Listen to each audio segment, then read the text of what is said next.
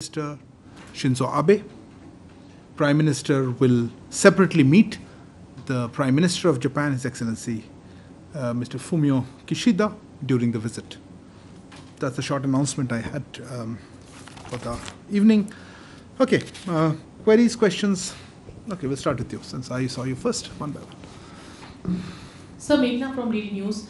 Sir, there have been reports of Indians stuck in Myanmar who have fallen prey to criminal groups. What's the status? How many people have been rescued?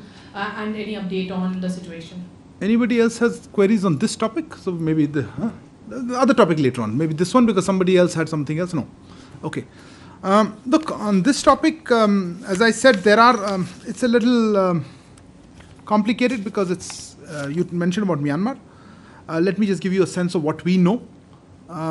We are aware that some fraudulent IT companies, actually, they appear to be engaged in digital scamming and forged crypto activities. And they seem to be operating through agents in Dubai, Bangkok in India, are recruiting Indian workers on the pretext of employment opportunities in Thailand, usually.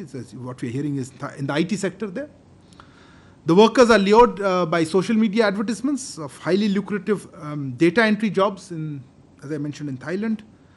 Unfortunately, these workers are then taken illegally across the border into the Myawaddy area of Myanmar. And that area, as you know, is difficult to access due to the local security situation.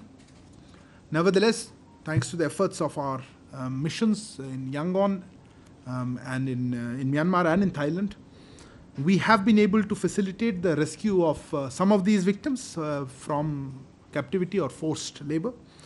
And we are trying to help others. We would like to urge Indian nationals to exercise restraint, extreme caution, I would say, before taking up such job offers. It may also be mentioned here that the visa on arrival scheme in Thailand, which allows you to get entry into Thailand, does not permit employment. So if somebody is offering you such an opportunity, that is illegal. Our embassies in Thailand and Myanmar have issued advisories in this regard. Please follow them. We have also taken up this matter both with the governments of Thailand as well as Myanmar. As to your specific query of how many, look, this is difficult to say. 32 people have certainly been rescued or helped out of where they were. Remember, this is in a remote part of the country where there is difficult access. I think, I don't have exact number, I would say maybe 80, 90 odd people maybe total, so out of 32, maybe another 50 odd people our embassies are in contact with, but maybe a little more or less because some of it is hearsay from third-hand sources.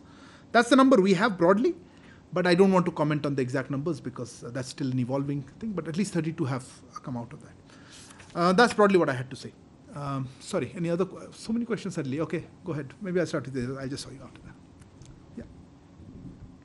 This is Reza from the Hindustan Times. This is regarding the PM's visit.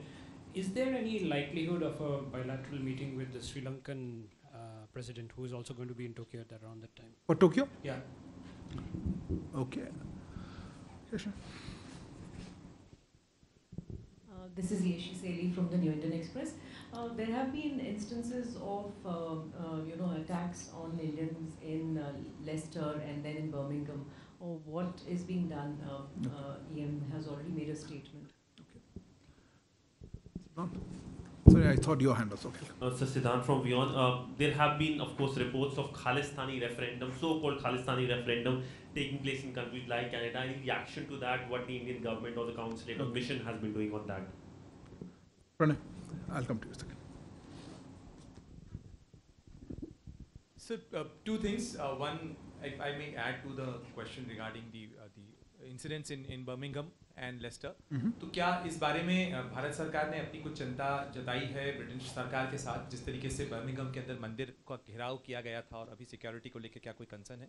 दूसरा सवाल sir इस Ukraine situation को लेकर है। Russia ने जिस तरीके से पार्शियल मोबिलाइजेशन को ऑर्डर किया है और रेफरेंडम किया जा रहा है उस इलाके के अंदर, इंडिया का व्यू क्या है उस चीज़ को लेकर, क्योंकि प्राइम मिनिस्टर की मीटिंग हुई थी राष्ट्रपति पुतिन के साथ समरकंद में.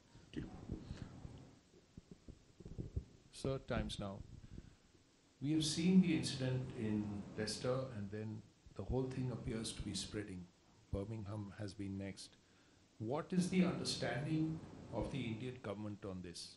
Who is responsible for this, and how helpful has the British security authorities, the apparatus, been on with this, and how are you interacting with the British government through the Foreign Office, through the Home Office? Could you tell us a little, please?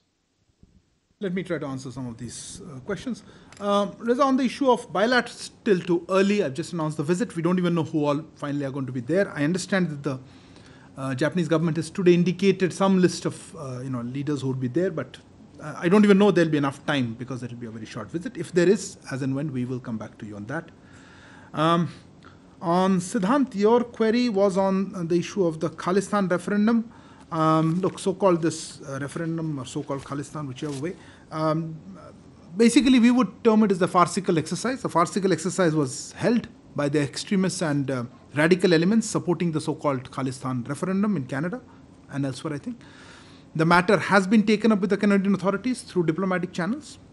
The government of Canada has reiterated that they respect the sovereignty and territorial integrity of India and that they will not recognize the so-called referendum which is taking place in Canada.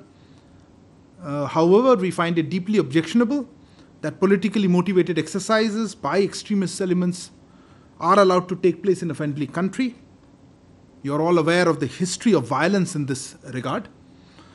And the government of India will continue to press the government of Canada on this matter. जी मैं उतना रूपांतरण कोशिश करता हूँ जे Canada में जैसे तथाकथित Khalistan referendum या जनमत संग्रह जिस तरह से कह लें का समर्थन करने वाले ये चरमपंथी और कट्टरपंथी तत्वों द्वारा एक नकली अभ्यास आयोजित किया गया था, अभी चल रहा है, सुन रहे हैं। इस मामले को राजनयिक चैनलों के माध्यम से कैनेडियन अथॉरिटीज़ के साथ उठाया गया है। कनाडा सरकार ने दोहराया है कि वो भारत की संप्रभुता और क्षेत्रीय अखंडता का सम्मान करते हैं और वो तथाकथित रेफरेंडम को मान्यता नहीं देंगे जो कनाडा